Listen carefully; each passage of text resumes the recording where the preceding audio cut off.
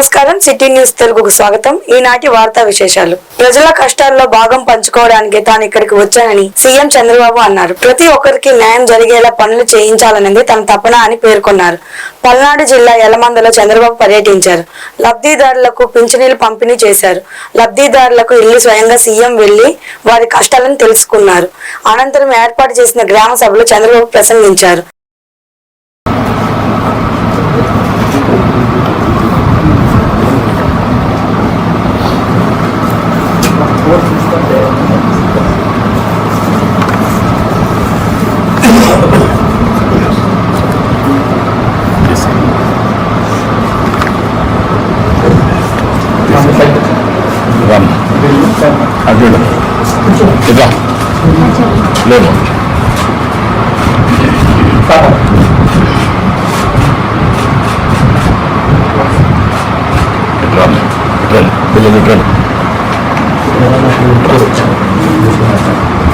Corona టైంలో మనం అబ్బాయి కానీ బయటకు పారేసింది వివరాలు బయట మన కార్యకర్తలు వచ్చారు.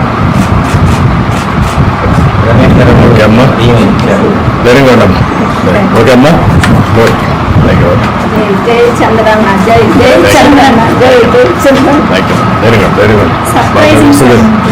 నేను ఒకటే మిమ్మల్ని అందరినీ విజ్ఞప్తి చేస్తున్నా, ఈ కార్యక్రమం ఏదైతే మనం చేశామో నేను ఒక సంకల్పం చేశాను, మీరందరూ గుర్తుపెట్టుకోవాలి. పేదరికం లేని సమాజం నందమూరి తారక రామారావు గారి కళ, ఎన్టీఆర్ కళ. ఈరోజు నేను ఆలోచించింది సంపద సృష్టించాలి.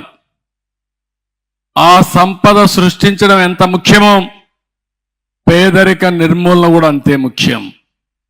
నేను అందుకే ఒక కార్యక్రమం పెట్టుకున్నాను, జీరో పావర్టీ అన్నాను. ఈరోజు యలమందకు వస్తాం. కొంతమంది కష్టపడ్డారు, డాక్టర్లు అయ్యారు, ఇంజనీర్లు అయ్యారు, విదేశాలకు పోయారు, డబ్బులు సంపాదించారు.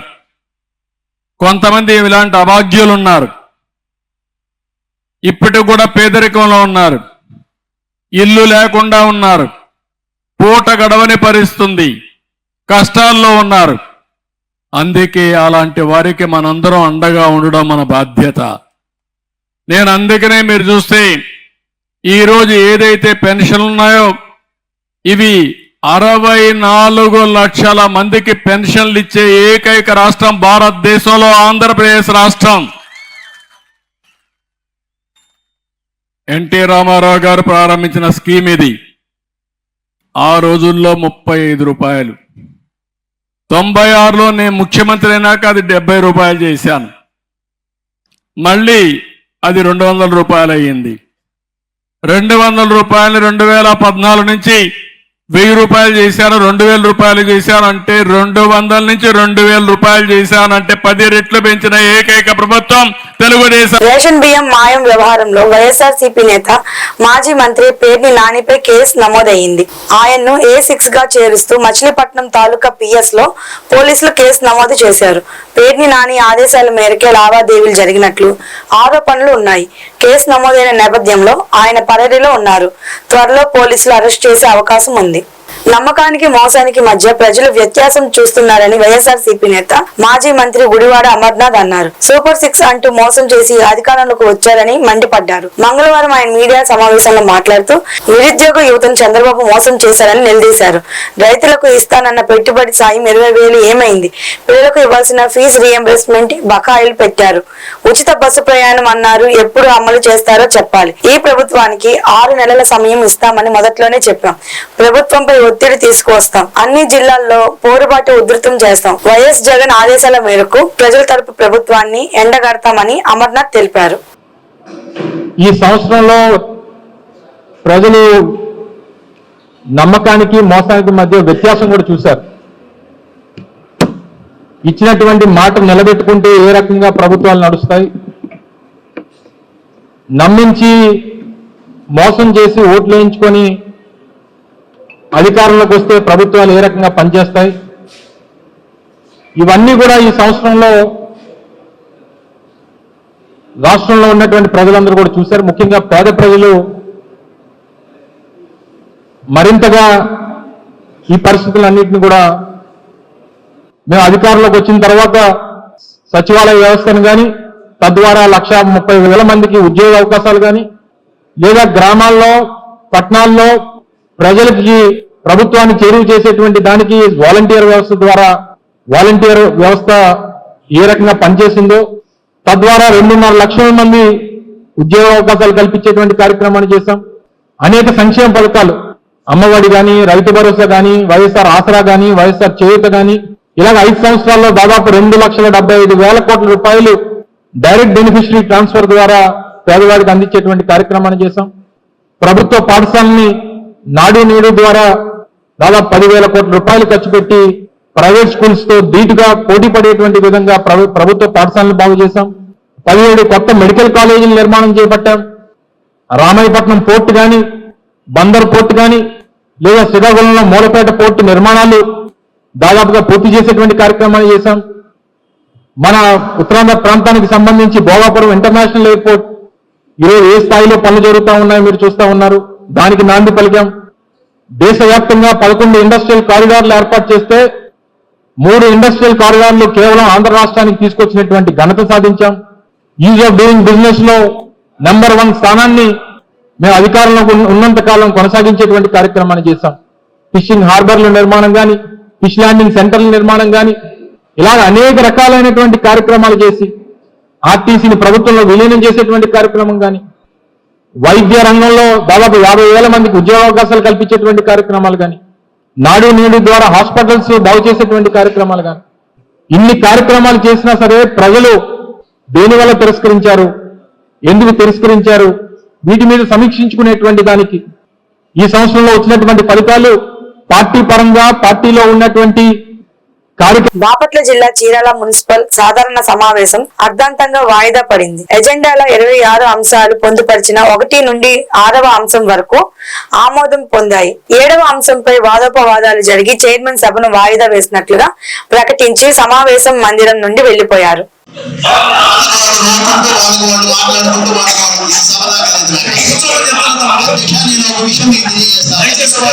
కౌన్సిలర్ గారు ఏం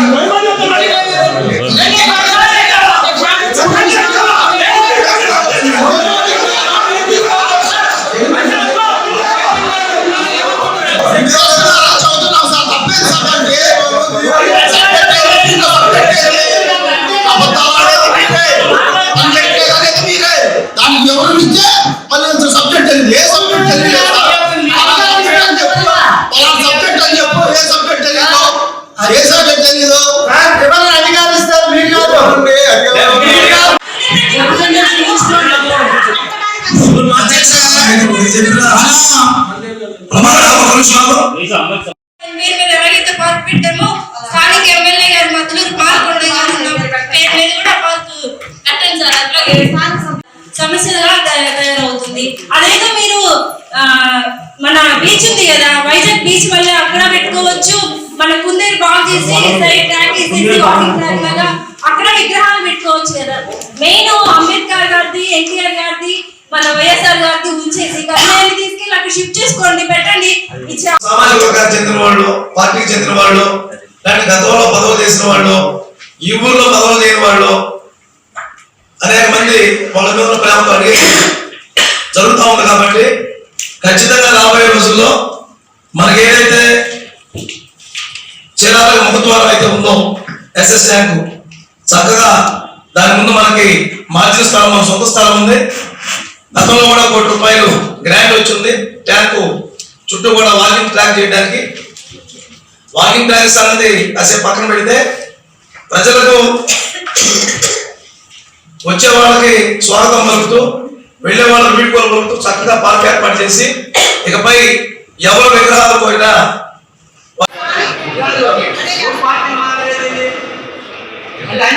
ఉంటారండి. వాళ్ళు ఉండేది నాశనం అయిపోయారు. దానికి సమాధానం చెప్పలేదు. జగన్మోహన్ రెడ్డి గారు బాగాలేండి,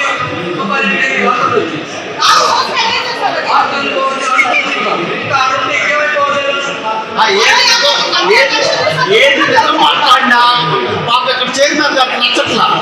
ఎందుకంటే అసలు ఏ మాట్లాడినా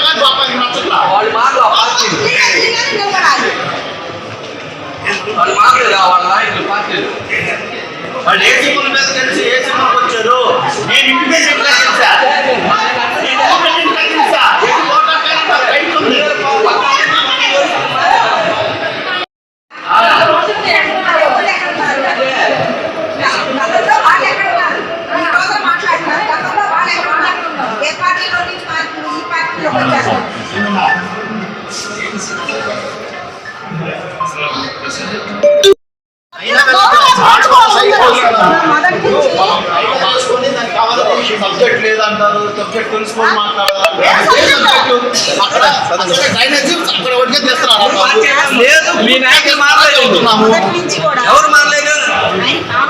బాపట్ల జిల్లా చీరాల గడియార స్తంభం సెంటర్ లో భారత కమ్యూనిస్టు పార్టీ శతాబ్ది ఉత్సవాల సందర్భంగా పార్టీ నాయకులు బత్తుల శామ్యూల్, అచ్యుతని బాబురావు, రామేశ్వర కుమార్, జెల్లి విల్సన్ భారీ బహిరంగ సభ నిర్వహించారు.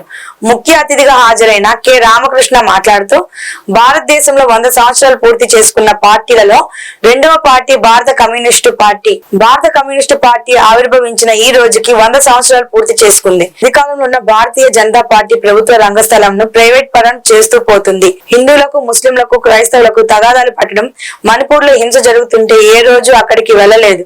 మాకు 400 సీట్లు ఇస్తే రాజ్యాంగంను మారుస్తామని చెప్పారు. కానీ అది సాధ్యం కాలేదనే కంటే ప్రజలు ఆ అవకాశం ఇవ్వలేదు అని తెలిపారు.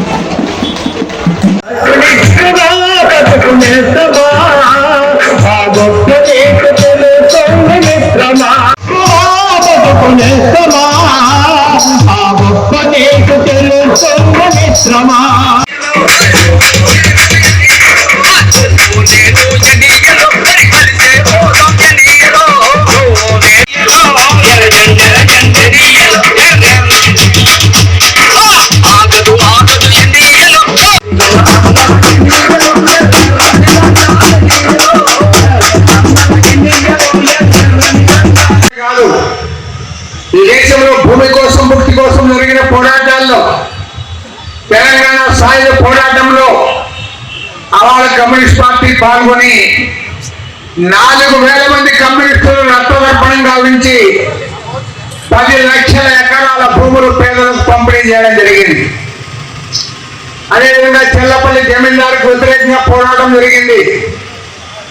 అంతేకాకుండా కేరళ రాష్ట్రంలో పున్నప్రవాయిలార్ పోరాటం 560 మంది కమ్యూనిస్టులు రక్తదర్పణం గావించారు. పశ్చిమ బెంగాల్ రాష్ట్రంలో సేబాగ్ పోరాటం జరిగింది. కౌలుదారులందరూ కూడా సమీకరించి కమ్యూనిస్ట్ పార్టీ పోరాటం చేసింది. కాబట్టి చెప్తా ఉన్నాం, పోరాటాల చరిత్ర కలిగిన పార్టీ భారత కమ్యూనిస్ట్ పార్టీ. 99 సంవత్సరాలుగా ఈ దేశంలో అనేక కార్యక్రమాల్లో పోరాటాలకు నాయకత్వం వహించి ఇవాళ 100వ సంవత్సరంలోకి అడుగు పెడతా ఉంది. ఇవాళ దేశవ్యాప్తంగా ఘనంగా శతవార్షికోత్సవ సభ జరుపుకుంటా ఉన్నాం. కాబట్టి చెప్తా ఉన్నాం, ఇవాళ భారతదేశంలో స్వాతంత్రం వచ్చిన తర్వాత కూడా అనేక పోరాటాలు, కోట్లాది మంది కష్టజీవులైన కార్మిక వర్గ హక్కుల కొరకు, దున్నేవాడికి భూమి దక్కాలి, పేదవాళ్ళకి ఇళ్ల స్థలాలు ఇవ్వాలి, ఇల్లు నిర్మించువాలి, భూములన్నీ పేదలకు పంచాలని చెప్పి పోరాడిన పార్టీ భారత కమ్యూనిస్ట్ పార్టీనే. బాపట్ల జిల్లా కర్లపాలెం మండలం లోయేటివారిపాలెంలో రక్తదాన శిబిరం యూనియన్ బ్యాంక్ సహకారం. అన్ని దానాల కన్నా రక్తదానం మిన్న అని కర్లపాలెం యూనియన్ బ్యాంక్ మేనేజర్ శ్రీమతి కె మానస అన్నారు. ఉదయం స్థానిక యూనియన్ బ్యాంక్ దగ్గర స్వచ్ఛందంగా మెగా రక్త శిబిరాన్ని ఆమె ప్రారంభించారు. ఈ సందర్భంగా ఆమె మాట్లాడుతూ రక్తదానం వలన ఆరోగ్యం మెరుగుపడుతుందని, మరొకరికి ప్రాణాన్ని ఇస్తుందని అన్నారు. ఈ కార్యక్రమం బాపట్ల జిల్లా రెడ్ క్రాస్ సొసైటీ సహకారంతో నిర్వహించనున్నారు. ఈ కార్యక్రమంలో 50 మంది పాల్గొని స్వచ్ఛందంగా ముందుకు వచ్చి రక్తదానం చేశారు. ఈ కార్యక్రమంలో all India union bank officers congress general secretary MM Bhaskar Rao, bank సిబ్బంది Jagadish Rammohan Reddy, Indian red cross సిబ్బంది Vani, Ramanababu, Karlapalem red cross chairman ఈ పోలీసు రావు తదితరులు పాల్గొన్నారు.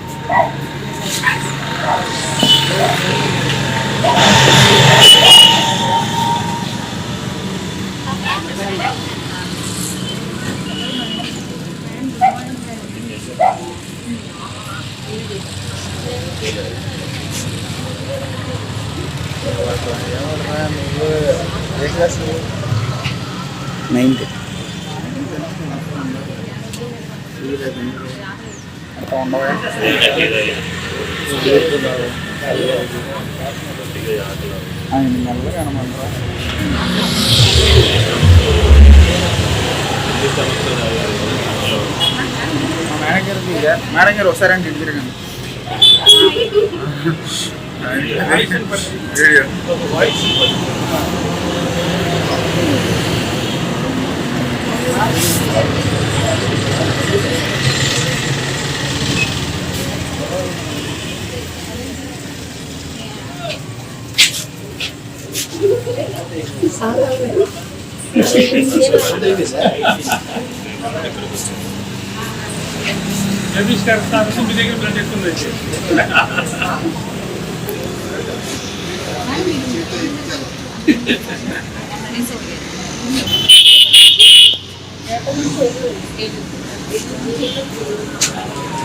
పిడుగురాళ్ల 6వ వార్డులో ఎన్టీఆర్ భరోసా పింఛన్ పంపిణీ చేసిన గురజాల ఎమ్మెల్యే ఎర్రపర్తినేని శ్రీనివాసరావు అనంతరం మీడియాతో మాట్లాడుతూ ముందుగా గురజాల నియోజకవర్గం ప్రజలందరికీ నూతన సంవత్సర శుభాకాంక్షలు తెలిపారు. ఈ నూతన సంవత్సరం ప్రజలందరూ సుఖ సంతోషాలతో ఉండాలని ఎర్రపర్తినేని కోరారు. ప్రతి నెల 1వ తేదీన ఇవ్వాల్సిన పింఛన్ ని ముఖ్యమంత్రి చంద్రబాబు నాయుడు ఆదేశాలలో 31వ తేదీన ఇవ్వడం జరుగుతుందని అన్నారు. కూటమి ప్రభుత్వం అధికారానికి వచ్చిన తర్వాత అభివృద్ధి చెందాను, కోట్ల రూపాయల అభివృద్ధి ఆంధ్రప్రదేశ్ కు దూసుకెళ్తుందని ఆయన అన్నారు. 2025లో గురజాల నియోజకవర్గాన్ని అనేక అభివృద్ధి కార్యక్రమాలు చేస్తామని ఆయన అన్నారు.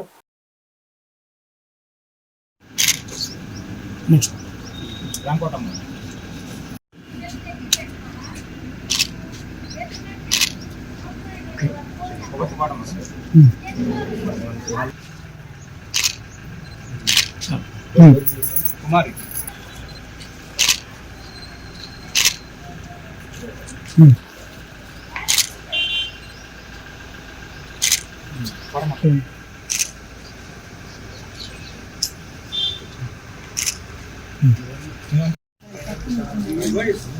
ముందస్తుగా 2025 నూతన సంవత్సర శుభాకాంక్షలు.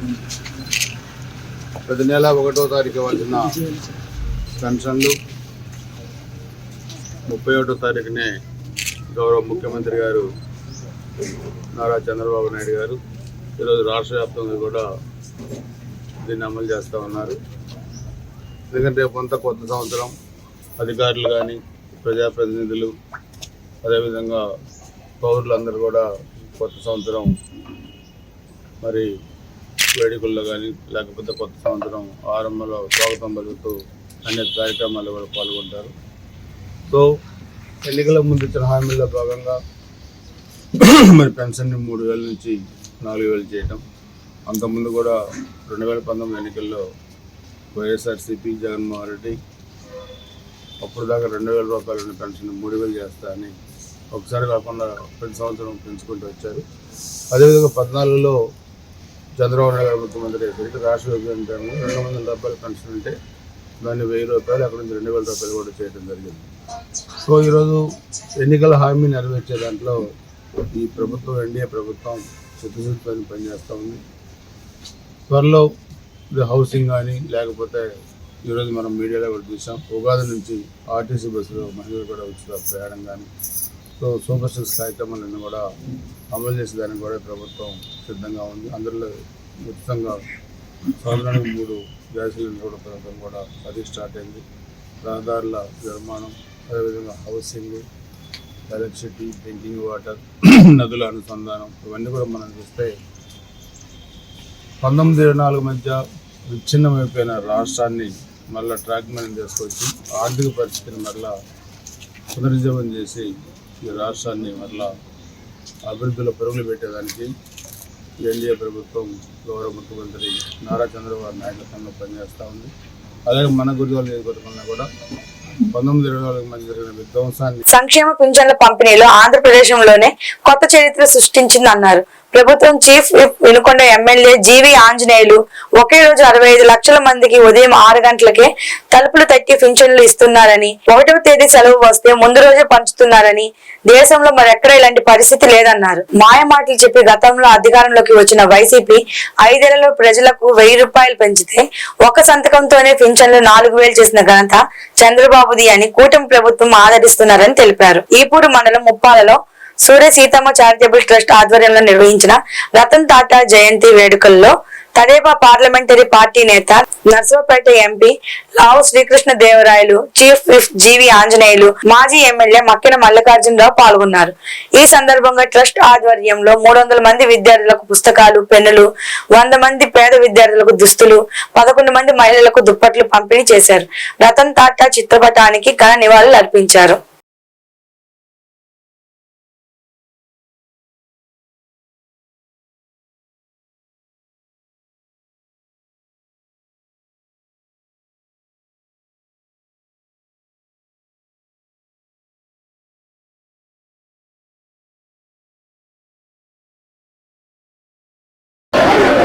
చాలా సంతోషం. ఈరోజు రతన్ టాటా గారికి ఈరోజు నివాళులు అర్పించాం. ఆయన గుర్తు చేసుకుంటూ ఈరోజు సూర్య సీతమ్మ చారిటబుల్ ట్రస్ట్ కార్యక్రమంలో పాల్గొన్నందుకు చాలా సంతోషంగా ఉంది. ఇందాకనే మా మిత్రులు ఎంపీ గారు వచ్చి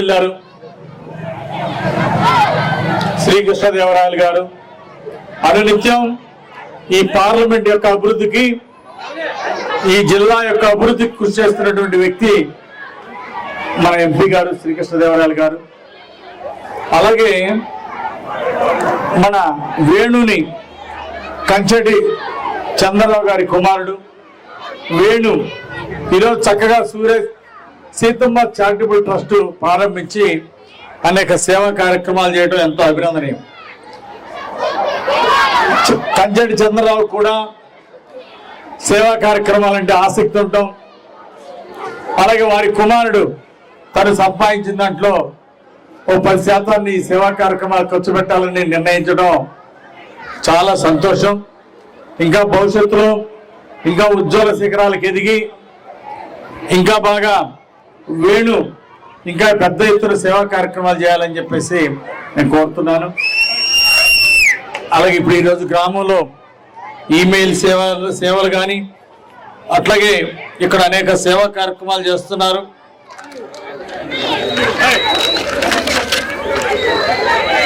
లైబ్రరీ, డిజిటల్ లైబ్రరీ మెయింటైన్ చేయడం, అట్లాగే జాబ్ ఆపర్చునిటీస్ నెట్ ద్వారా చూసుకునేదానికి కావాల్సినటువంటి అవకాశం, అలాగే కంప్యూటర్ ఎడ్యుకేషను, ఇలాంటివన్నీ కూడా ఇక్కడ అందుబాటులో తీసుకురావడం జరిగింది. అలాగే గేమ్స్ లో కొంత ప్రోత్సాహాన్ని అందిస్తున్నారు. ఇలాంటి ఈరోజు చక్కటి సేవా కార్యక్రమాలు చేస్తున్నటువంటి సూర్య సీతమ్మ చారిటబుల్ ట్రస్ట్ కార్యక్రమాలను అభినందిస్తూ తనని చిన్ననాడు వేణుని చిన్ననాడు సీతమ్మ గారు ఒక అమ్మమ్మగా వాడిని దగ్గర తీసి చాలా పెంచడం జరిగింది. మరి ఆ ప్రేమ గుర్తు పెట్టుకొని ఈరోజు సూర్య సీతమ్మ గారు చిన్నప్పుడు పెంచినటువంటి దాన్ని తన రుణం తీర్చుకోవడానికి ఈరోజు ఆ పేరుతోటి ఈ సేవా కార్యక్రమాలు చేయడం ఎంతో అభినందనీయం అని చెప్పేసి ఈ సందర్భంగా తెలియజేస్తూ భవిష్యత్తులో ఇలాంటి సేవా కార్యక్రమాలు ఇంకా కొనసాగించాలని కోరుకుంటూ ఈ వార్తలు ఇంతటితో సమాప్తం. మరో బులెటిన్ లో మళ్ళీ కలుసుకుందాం. అప్పటి వరకు నమస్కారం.